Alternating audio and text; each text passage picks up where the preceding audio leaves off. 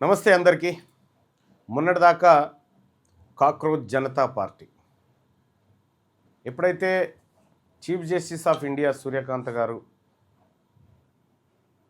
యువతను కాక్రోచులతో పోల్చడంతో ఆవిర్భవించినటువంటి కాక్రోచ్ జనతా పార్టీ ఏకంగా కేంద్ర విద్యాశాఖ మంత్రి ధర్మేంద్ర ప్రధాన్ రాజీనామాకు దారితీసినటువంటి సందర్భాన్ని మనం కల్లారా చూసినాం. ఆ ఉద్యమాన్ని, జెన్జీ ఉద్యమాన్ని. ఆ తర్వాత ఇప్పుడు 15th ఆగస్టు రోజు ఎర్రకోట మీద నుంచి నరేంద్ర మోడీ గారు దేశంలో ఉన్నటువంటి ప్రజల్ని దిమాగీ నక్సల్స్ అన్నాడు. దిమాగీ నక్సల్స్ అనగానే దిమాగీ నక్సల్స్ పార్టీ అని వచ్చేసింది ఇప్పుడు ఇన్స్టాలో. ఇట్లా అన్నడో లేదో నరేంద్ర మోడీ గారు 2 రోజులల్లో 2 లక్షల మంది జమైరన్లా. ఇంకెక్కువనే 3 లక్షల చిల్లర ఎక్కువనే అయినట్టున్నారు. ఇంకా అయితేనే ఉన్నారు. ఇక అది దిమాగీ నక్సల్స్ పార్టీ ప్రజలందరినీ నక్సలైట్లతో పోల్చుడుతోటి దిమాగీ నక్సల్స్ పార్టీ అని చెప్పి మెల్లగా స్టార్ట్ అయిపోయింది. ఇంకా కేంద్ర ప్రభుత్వం ఈ దెబ్బను గ్రహించింది. వామ్మో, ఇది మళ్ళెక్కడనో దారి తీస్తట్టుందిరా, ఏకంగా నా సీటుకి ఎసరు పెడుతుందా ఏందని ఇన్స్టాగ్రామ్లో ఆ పేజీని టేక్ డౌన్ చేశారు మెల్లగా. అంటే అది ఎవరు సెర్చ్ చేసినా ఎవరికి దొరకకుండా చాలా జాగ్రత్తగా కేంద్ర ప్రభుత్వం చర్యలు తీసుకుంటా ఉంది. అయినా ఆగుతలేదు, షేర్ చేసుకుంటూనే ఉన్నారు, లింకు యాడ్ అవుతూనే ఉన్నారు. ఇది ఎటొచ్చి ఏం మాట్లాడాలన్నా పరేషాన్ పరిస్థితికి వచ్చింది భారతీయ జనతా పార్టీ. సో అది కాకుండా హిందుత్వ శక్తుల నుంచి కూడా భారతీయ జనతా పార్టీకి ఎదురు దెబ్బ తగులుతూ ఉంది. మాకు వాళ్ళకి సంబంధం లేదనేటువంటి సీరియస్గా ఒక చర్చ వారి సంతుల నుంచి, చాలామంది నుంచి, పీఠాధిపతుల నుంచి రావడంతో ఇప్పుడు ఏం చేయాలని ఉక్కిరి బిక్కిరి అవుతూ ఉంది భారతీయ జనతా పార్టీ. ఇక మరి కాక్రోచ్ జనతా పార్టీ ధర్మేంద్ర ప్రధాన్ రాజకీయ కొంప ఉంచింది. మరిగా ఇప్పుడు ఈ దిమాగీ నక్సల్స్ పార్టీ ఏం చేయబోతా ఉందనేది వేచి చూడాలి. మొత్తానికైతే ఫాలోవర్స్ పెరిగిపోయి చర్చలు జరుగుతూనే ఉన్నాయి. ఆఖరికి నేషనల్ మీడియా కూడా వేయాల్సిన పరిస్థితి, దిమాగీ నక్సల్స్ పార్టీ అని పుట్టిందని వేయాల్సినటువంటి పరిస్థితికి వచ్చింది. ఫస్ట్ కాక్రోచ్ జనతా పార్టీని ఎట్లయితే పట్టించుకోలేదో, తర్వాత అనివార్యంగా తప్పనిసరి పరిస్థితుల్లో నేషనల్ మీడియా అంతా ఓడిపోయి ఇన్స్టాగ్రామ్ గెలిచిన తర్వాత ఇప్పుడు మళ్ళీ అదే ఇన్స్టాగ్రామ్లో మరో యుద్ధం ప్రారంభమైంది. దిమాగీ నక్సల్స్ పార్టీ ఇప్పుడు 3 అంటే అందులో ఫేక్ అకౌంట్లు ఉన్నాయి. అవి కాకుండా దిమాగీ నక్సల్స్ పార్టీ అని చెప్పి దాన్ని సర్చ్లో కొట్టినా దొరకకుండా చేసిరు. సో మొత్తానికైతే ఎట్లన్నా దొరకబట్టుకుంటారు జనము, దాన్ని చేస్తూనే ఉన్నారు. సో ఇదొకటి. ఇక కేంద్రాన్ని దాటి పెడితే తెలంగాణ రాష్ట్రంలో నిన్న ముఖ్యమంత్రి గారు మాట్లాడుకుంటూ ఒక కీలకమైనటువంటి వ్యాఖ్యలు చేసినారు రేవంత్ రెడ్డి గారు. ఏమని అంటే, నేను ముఖ్యమంత్రిని అయితే నేను ఎస్సీలను, ఎస్టీలను, బీసీలను మంత్రులను చేస్తూ ఉన్నా అని చెప్పి చెప్తా ఉన్నాడు. ఈ ఎట్లన్నా వారినో అర్థమవుతలేదు. అసలు ఈ నువ్వు చేసుడు కాదు, ఫస్ట్ నిన్నెవడు చేసిండు ఎమ్మెల్యే? అసలు నువ్వు ఎక్కడి నుంచి అయినావు ఎమ్మెల్యే? నీ ఓట్లేని, నిన్ను గెలిపించినోడు ఎవడు? నీకు ఓట్లేసినోడు ఎవడు? నీకు రాజకీయ భిక్ష పెట్టినోడు ఎవడు? ఈ లెక్కలు కొడంగల్ నియోజకవర్గంలో ఈ కథ ఏందో ఒక్కసారి చూద్దాం. ఈ కొడంగల్ నియోజకవర్గంలో ఒకసారి చూస్తే, కొడంగల్ నియోజకవర్గంలో మొత్తం ఓటర్ల సంఖ్య 2,36,789 ఓట్లు. 2,30,030 అంటే ముఖ్యమంత్రి రేవంత్ రెడ్డి గారు ప్రాతినిధ్యం వహిస్తున్నటువంటి కొడంగల్ నియోజకవర్గం. ఈ కొడంగల్ నియోజకవర్గంలో 2,36,789 మంది ఓటర్లు ఉంటే అందులో బీసీ ఓటర్లే 1,36,034 ఓట్లు బీసీలే. ఓన్లీ 1,36,034 ఓట్లు బీసీలే. బీసీ ఓటర్ల శాతం ఎంత అంటే కొడంగల్లో 57.45% ఓట్లు బీసీలే. ఇక రెడ్డి ఓటర్ల సంఖ్య 12,567 మంది. మరి రేవంత్ రెడ్డి గారు తమరిని ఎమ్మెల్యేని చేసింది రెడ్లు చేసిరా? తమరేదో బీసీలకు సీట్లు ఇచ్చినట్టుగా, బీసీలకు ఇది చేసినట్టుగా, ఎస్సీ ఎస్టీలకు మంత్రులను చేసినట్టుగా చెప్తా ఉన్నారు కదా. అసలు నీకే దిక్కుదివా, నీకే భిక్ష పెట్టింది బీసీలు. నీకు రాజకీయ భిక్ష పెట్టిందే బీసీలు. మరి నీకే భిక్ష పెట్టిన వాళ్ళని నువ్వే దానం చేసినా అని చెప్పి డైలాగులు కొట్టుడు అవసరమా? చెప్పు, ఓపెన్గా చెప్పు. ఎస్, బీసీల ఓట్లతోనే నేను ఇక్కడ ఎమ్మెల్యే కాగలిగినా, తద్వారా మంత్రిని కాగలిగినా అని చెప్పు. కొడంగల్ నియోజకవర్గంలో బీసీ ఓటర్లు అత్యంత నిర్ణయాత్మక శక్తి 57.45% మంది ఆడ బీసీలు. మీ రెడ్ల ఓట్లు ఎన్నండి? 12,567 ఓట్లు. ఈ డిపాజిట్కు సరిపోవు, 10% డిపాజిట్కు అసలే సరిపోవు నీ ఓట్లు. ఇది మీ ఓటు కథ. ఈ చెప్పేటోళ్ళు లేక ఇన్ని రోజులు కొంచెం వీళ్ళే కావచ్చు అనుకున్నా. ఇక మీ లెక్క తెలిసిపోయింది వట్టిగానే 12,567 ఓట్లు మీ.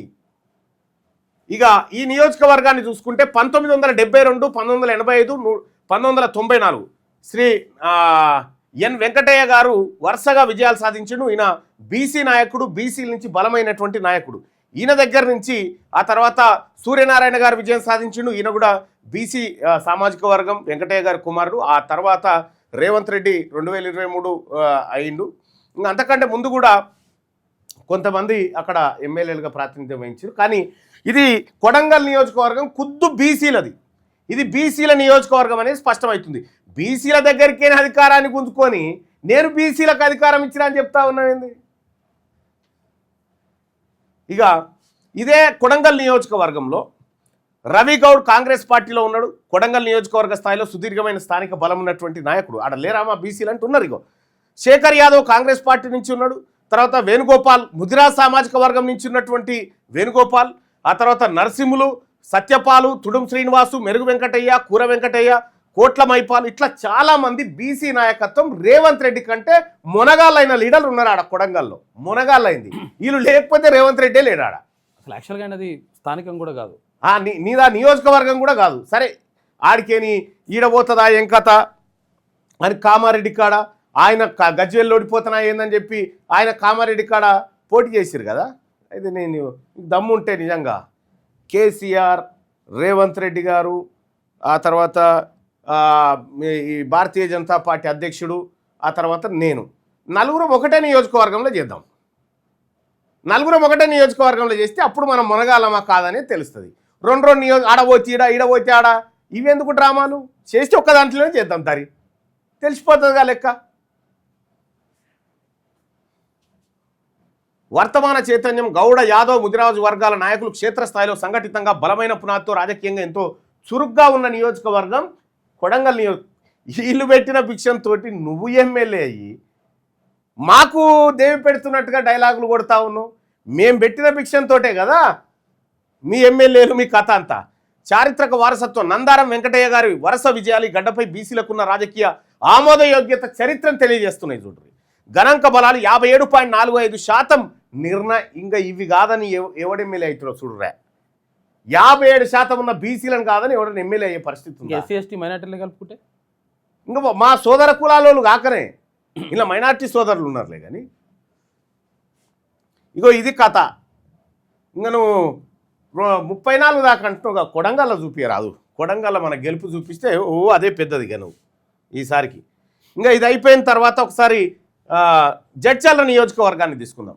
జడ్చర్ల నియోజకవర్గంలో మీ అందరికీ తెలుసు ఎర్ర సత్యం అన్న ప్రాతినిధ్యం వహించినటువంటి ద గ్రేట్ నియోజకవర్గం జడ్చర్ల నియోజకవర్గం. జడ్చర్ల నియోజకవర్గంలో మొత్తం ఓటర్ల విషయానికి వస్తే మొత్తం ఓటర్లు 2,20,503 ఓట్లు. జడ్చర్ల నియోజకవర్గంలో 2,20,503 ఓట్లు జడ్చర్ల నియోజకవర్గంలో ఉంటే అందులో బీసీల ఓట్లు 1,37,748 ఓట్లు. ఓన్లీ బీసీలే 1,37,748 ఓట్లు. ఇక రెడ్ల ఓట్లు ఎన్ని ఉన్నాయంటే 10,499 ఓట్లు. 10,499 ఓట్లు ఉన్నాయనేమో ఎమ్మెల్యే అయ్యి జనంపల్లి అనిరుద్ రెడ్డి, ఆయన ఎమ్మెల్యే. ఇప్పుడు 1,37,748 ఓట్లు ఉన్నటువంటి బీసీలను రాజకీయ డిస్టర్బెన్స్ క్రియేట్ చేసి ఎర్ర సత్యం అన్న కుటుంబాన్ని ఇక్కడికక్కడ చేసి అందరు కూడబలుక్కొని అన్ని పార్టీల్లో డిస్టర్బ్ చేసే కార్యక్రమం చేశారు. ఇదే ఎర్ర సత్యం అన్న ప్రాతినిధ్యం వహిస్తున్నటువంటి ఈ నియోజకవర్గం ఎర్ర సత్యం అన్న కనుక ఇవాళ ఉంటే ఈ రేవంత్ రెడ్లు, ఈ అర్నా రెడ్లు, లేకపోతే ఈ బుడబుడ రెడ్లు ఎవరైతే ఉన్నారో ఈ ఒక్కడు కూడా తోక జాడియకపో. వీళ్ళందరూ మూకుమ్మడై ఎర్ర సత్యం అన్నని మర్డర్ చేశారు. ఖచ్చితంగా ఎర్ర సత్యం అన్న ఆశయాన్ని నిలబెట్టేటువంటి శక్తి ఇవాళ తెలంగాణ రాజ్యాధికార పార్టీ ఖచ్చితంగా ముందుకు తీసుకుపోతుంది. ఆయన వారసత్వాన్ని ఖచ్చితంగా రేపు గద్దె వైపు తీసుకొని పోతుంది. ఏడ గెలుస్తారా? 10,499 ఓట్లతోని జనంపల్లి అనిరుద్ రెడ్డి గారు మీరు గెలుస్తారా? అవుతుందా? ఇక ఈసారి చూద్దాం. ఇగో ఇవి బీసీల ఓట్లు 62.47% ఓట్లు ఓన్లీ జడ్చర్లోనే. బలమైన ముదిరాజ్ సామాజిక వర్గం జడ్చర్లలో ఉంది. ముదిరాజుల ఓట్లు ముదిరాజులు వేసుకుంటే జడ్చర్లలో ఎమ్మెల్యే అవుతారు. మా బీసీల అందరం కూడా ఒక్కసారి వేసుకుంటే మీకు డిపాజిటే లేదు, డిపాజిట్ కూడా సరిపో. మీకు డిపాజిట్ రావాలంటే 22,000 ఓట్లు రావాలి. 22,000 ఓట్లు కూడా లేవు మీ తానా, రెడ్ల తానా. ఇక 1962, 78 కేశవులు, ఆ తర్వాత ఎల్ఎన్ రెడ్డి, ఆ తర్వాత నరసప్ప, వీళ్ళు జడ్చర్ల నియోజకవర్గంలో విజయం సాధిస్తే 1983, 94లో ఎం కిష్టారెడ్డి, సుధాకర్ రెడ్డి, ఆ తర్వాత 94లో సత్యనారాయణ.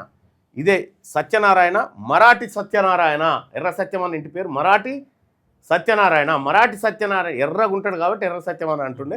సో సత్యనారాయణ 94లో విజయం సాధించాడు. ఆ తర్వాత హ్యాట్రిక్ బీసీ విజయం సాధించారు ఎర్రశేఖర్, మరాఠీ చంద్రశేఖర్, ముదిరాజ్ నేత. 96, 99, 2009 వరకు ఎర్ర సత్యం అన్న తమ్ముడు అక్కడ విజయం సాధించడం జరిగింది. అక్కడి నుంచి ఎర్ర సత్యం అన్న ఫ్యామిలీ మధ్యలో పంచాయతీలు పెట్టి వాళ్ళే కొట్టుకున్నట్టు చేసి రెడ్లంతా చేసి, ఆ తర్వాత మెల్లగా లక్ష్మారెడ్డి అని చెప్పి ఆయన, ఆ తర్వాత మల్లు రవి, ఆ తర్వాత ప్రస్తుతం జనంపల్లి అనిరుద్ రెడ్డి అక్కడ ఎమ్మెల్యేగా ప్రాతినిధ్యం వహిస్తున్నారు. అంటే ఈ కుటుంబాన్ని డిస్టర్బ్ చేసి, తాకట్లు పెట్టి, కేసులు ఇరికిచ్చి నానా నానా నానా యాగి చేసిరు. అందుకోసమే వీళ్ళ సోపది పట్టొద్దని చెప్తాను నేను. ఈ రెడ్ల సోపది పట్టొద్దిగా. ఇక్కడ బీసీ నాయకత్వం, ఎంత బలమైన బీసీ నాయకత్వం ఉంది చూడండి. ఎర్రశేఖర్ మాజీ ఎమ్మెల్యే, జడ్చర్ల నుంచి 3 సార్లు ఎమ్మెల్యే, బీసీ రాజకీయాలకు మూల స్తంభం ఇవాళ. తర్వాత మధుసూదన్ యాదవ్, ఆయన భారతీయ జనతా పార్టీలో ఉన్నాడు, ఆయన టికెట్ వస్తుందని బలమైన ఎన్నికల అభ్యర్థి, కీలక నేత. ఎట్ల బాలవర్ధన్ గౌడ్ ఉన్నారు, బీసీ హక్కుల పోరాట నాయకుడు, ఈయన చాలా మంచి నాయకుడు. బూరుగుపల్లి కృష్ణ యాదవ్ ఉన్నాడు, బీసీ సేన రాష్ట్ర అధ్యక్షుడిగా, ఆయన కూడా చాలా బలమైనటువంటి నాయకుడు, చురుకైన పాత్రలో ఉన్నాడు.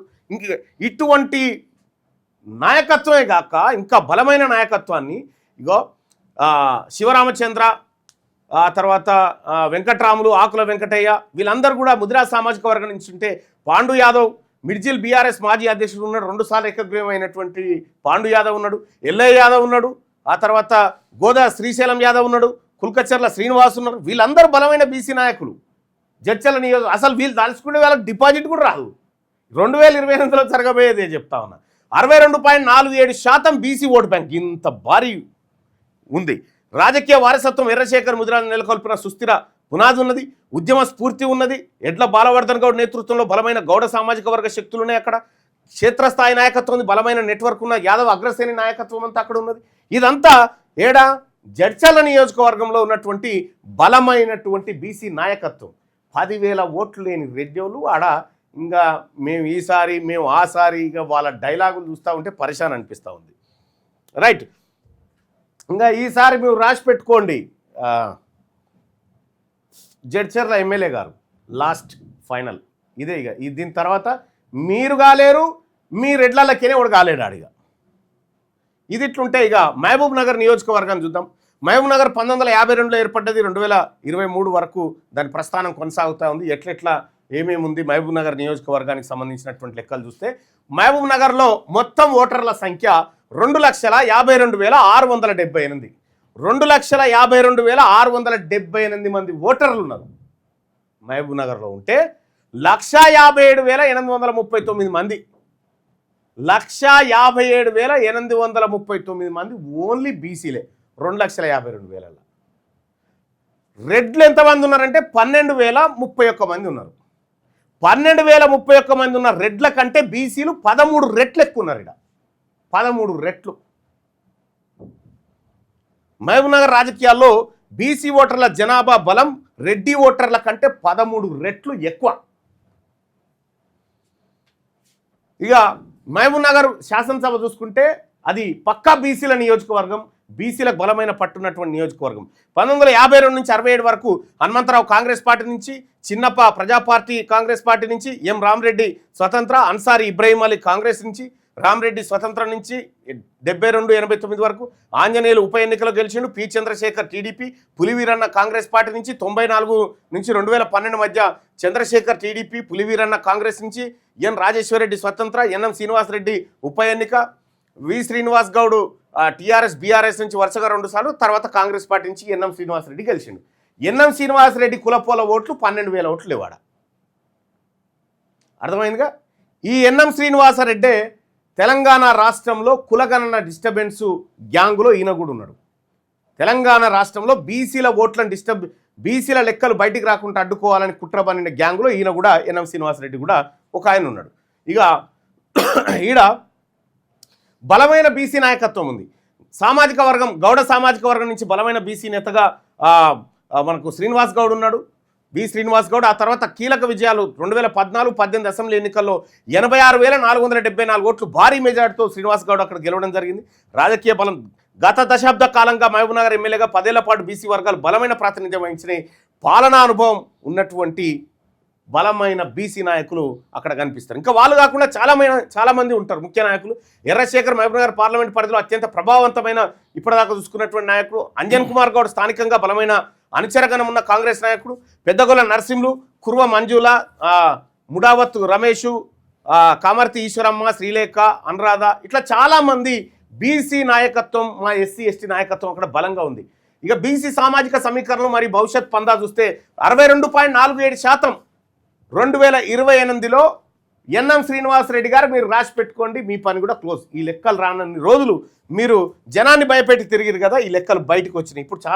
ఇప్పుడు ఎన్ఎం శ్రీనివాసరెడ్డి వీళ్ళందరూ కూడా బీసీల జయంతులు చేస్తూ ఉంటారు, బీసీల ఉత్సవాలు చేస్తూ ఉంటారు, బీసీల కథలు చేస్తూ ఉంటారు. ఆ డ్రామాలన్నీ చూసి జనం అమ్మ ఎన్నడలేని బాగానే వచ్చిరే, పైకేమో ఇవి, లోపట్నేమో అవి. దేవరకద్ర అసెంబ్లీ నియోజకవర్గాన్ని కనుక ఒకసారి చూస్తే బీసీ సామాజిక శక్తుల రాజకీయ ప్రాతినిధ్యం మరియు భవిష్యత్ వ్యూహాన్ని, జనాభా బలం, ఈ లెక్కలను ఒకసారి చూస్తే ఇదే దేవరకద్ర నియోజకవర్గంలో మొత్తం ఓటర్లు వచ్చేసి 2,35,352 మంది. దేవరకద్ర అసెంబ్లీ నియోజకవర్గంలో మొత్తం ఓటర్లు 2,35,352 మంది ఓటర్లు ఉంటే అందులో బీసీ ఓట్లు 1,47,024 ఓట్లు.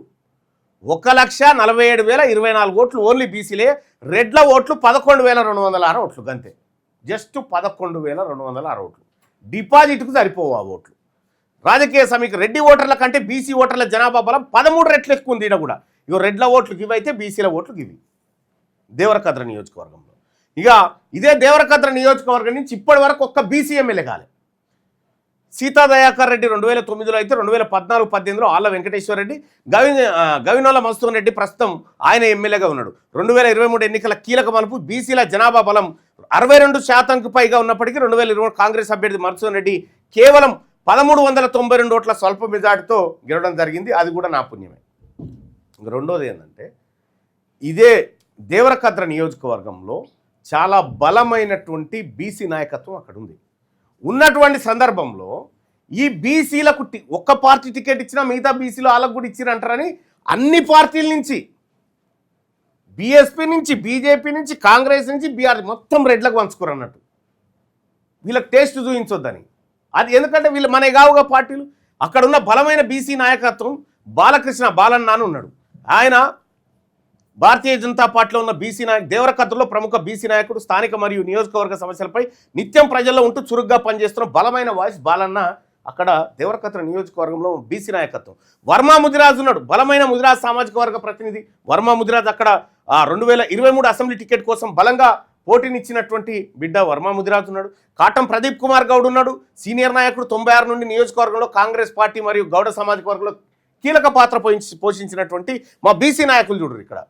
ఇక్కడ వాళ్ళు కాకుండా రాముల్ గౌడ్ ఉన్నాడు, రాచాల యుగేందర్ గౌడ్ ఉన్నాడు, భూపతి గౌడు, రమేష్ గౌడు, మున్నూరు బాలరాజు, వీళ్ళందరూ కూడా ఇక్కడ ఇతర బీసీ వర్గాలు. అగ్గన్ నరసింహులు ఉన్నాడు, ఆ తర్వాత శ్రీకాంత్ యాదవ్, ఇట్లా వీళ్ళందరూ కూడా బీసీ బలమైన నాయకులు. వీళ్ళంతా దేవరకద్ర నియోజకవర్గంలో మనం చూడొచ్చు. ఇక్కడ 2028లో బీసీ ఓట్లు దాదాపు మొత్తం ఓట్లలో 1,62% ఓట్లు బీసీలే. దేవరకద్ర నియోజకవర్గంలో 62% ఓట్లు బీసీల ఓట్లు.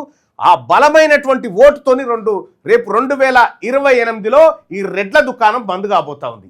బీసీలకు అసలైన స్వాతంత్రం అప్పుడు రాబోతా ఉంది ఆ నియోజకవర్గంలో. ముదిరాజ్, గౌడ్, యాదవ్, మున్నూరు కాపు తదితర వర్గాల మధ్య బలమైన సామాజిక ఐక్యత దశాబ్దాల రాజకీయ శూన్యతను పూరించబోతా ఉంది ఇక్కడ. ఇది దేవరకద్ర నియోజకవర్గం. మరో 4 నియోజకవర్గాలకు సంబంధించినటువంటి లెక్కలతోటి మళ్ళీ మీకు కలుస్తా. కానీ ముఖ్యమంత్రి గారు మీరు ఒక మాట చెప్పండి, నేను ముఖ్యమంత్రి అయితే బీసీలను 3 ఎమ్మెల్యే మంత్రులను చేసిన, ఒక ఎస్టీ మంత్రిని చేసిన, ఎస్సీలను 4 మంత్రులు చేసిన అని చెప్తా ఉన్నావు కదా. నీకే దిక్కు లేదు, కొడంగల్ కాడ బీసీలు బిచ్చం పెడితే నువ్వు ఎమ్మెల్యే అయినావు. నువ్వు మాకు చేసేది ఏముంది? నువ్వు మాకు చేసేది, నీకు దమ్ముంటే ఇంకో రెడ్డిని మంత్రిని చేసి చూపెట్టు, ఇంకో రెడ్డిని మంత్రిని చేసి చూపెట్టరా. అది నువ్వు మాది ఇచ్చిపెట్టు, మీ సంగతి చూడు ముందుగాల. మీ సాప చుట్టుకొని పోవాల్సిందే, ఇక అంతకంటే ఎక్కువ ఏం లేదు. ఇవాళ బీసీలం అంతా మేల్కున్నాం, ఒక్కటైనాం. ఒక్కటిగా నన్ను రోజులు మీ ఆటలన్నీ సాగినాయి. కానీ ఇక మీ ఓట్లు అయితే వద్దు, మీ రెడ్ల ఓట్లు అయితే వద్దు. క్లియర్గా రెడ్ల ఓట్లు వద్దే వద్దు. మేము క్లియర్గా ఉన్నాం. మీ ఓట్లు మీరు వేసుకోరు, మీ ఓట్లు మీరు వేసుకోరు, మా ఓట్లు మేము వేసుకోరు. మీరు డిపాజిట్ తెచ్చుకొని చూపిరి. ఇంక మీరు మమ్మల్ని దాత్తురా, మేము మిమ్మల్ని దాత్తురా, ఓ లెక్క బయటపడుతుంది.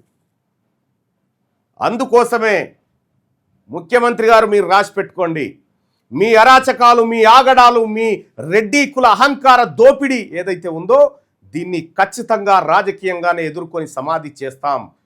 ఈ రాజకీయ సమాధిలో మీ విర్రవీగుడుతనమంతా ఖచ్చితంగా గంగలో గలవడం ఖాయం. దానికి తెలంగాణ రాజ్యాధికార పార్టీ అంకురార్పణ చేసింది సర్జికల్ 59 పేరుతో. ఆ సర్జికల్ 59ని ఖచ్చితంగా ఇంప్లిమెంట్ చేయబోతా ఉన్నాం. అలాగే ఇవాళ మా బీసీల ఆనిముత్యం, మా ఆరాధ్య దైవం, మా వీరుడు, మా రాజు, మా శక్తి సర్దార్ సర్వాయి పాపన్న జయంతి. ఆయన జయంతి సాక్షిగా ఈ సర్జికల్ స్ట్రైక్ని ఇంప్లిమెంట్ చేస్తాం. సర్దార్ సర్వాయి పాపన్న వారసత్వాన్ని రాజకీయంగా ముందుకు తీసుకొచ్చి ఖచ్చితంగా అప్పుడు మా వాళ్ళు మేల్కొని టైంలోనే కొన్ని వందల సంవత్సరాల కిందనే గోల్కొండ కోట నిలినటువంటి మహావీరుడు మా సర్దార్ సర్వాయి పాపన్న. ఆ పాపన్న అప్పుడు వాట్సాప్లు, ఫేస్బుక్లు, కనీసం ఫోన్లు లేనప్పుడే గట్లుండే. ఇంత మేలుకు వచ్చింది ఇవాళ బీసీలో. ఇవాళ ఎట్లుంటుందో మీరు భవిష్యత్తులో చూస్తారు. సర్దార్ సర్వాయి పాపన్న మా మహావీరుడు. ఆ వీరునికి తెలంగాణ రాజ్యాధికార పార్టీ నివాళులర్పిస్తూ ఉంది.